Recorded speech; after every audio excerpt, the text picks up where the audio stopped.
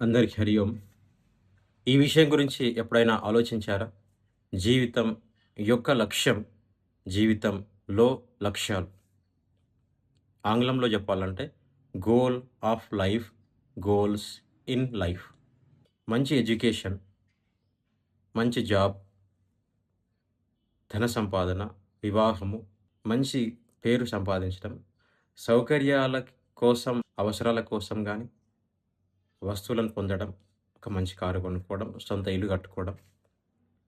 ఇవన్నీ జీవితం యొక్క లక్ష్యం అవుతాయా? జీవితంలో లక్ష్యాలవుతాయా? ఎప్పుడైనా ఆలోచించారా? ఎందుకంటే జీవితానికి పరమావధి అవే అయినప్పుడు, అవి పొందిన తర్వాత ఇంకేది పొందాల్సిన అవసరం రావద్దు. కానీ అలా లేదు. అయితే జీవితానికి లక్ష్యం ఏదో ఉన్నది. అది ఒకటే అయ్యుండాలి. దాని గురించి మన భారతీయ ఆధ్యాత్మిక గ్రంథాల్లో విశేషంగా ఎంతో విస్తారంగా చర్చ జరిగింది. ఉపనిషత్తుల్లో గాని, భగవద్గీతలో గాని చాలా స్పష్టంగా చెప్పారు.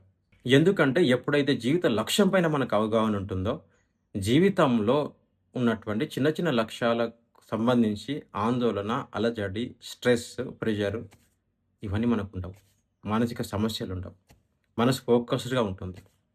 శ్రీకృష్ణ పరమాత్మ చెప్తాడు, జీవిత లక్ష్యం తెలిసిన వాళ్ళు మనసు విచ్ఛిన్నమైపోదు.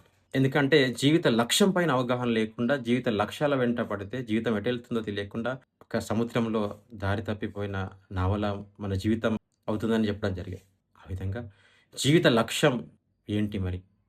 అంటే దానికి పరిపూర్ణతని, ఆత్మ జ్ఞానమని, ఎవల్యూషన్ అని మనకు చెప్పడం జరిగింది. స్వార్థం నుంచి నిస్వార్థానికి, మరణ భయం నుండి మరణరహిత స్థితికి, పరిమితం నుంచి అపరిమిత తత్వాన్ని అందుకోవడమే జీవిత లక్ష్యమని, సరళంగా మోక్షమని మన గ్రంథాలు చెప్పడం జరిగింది.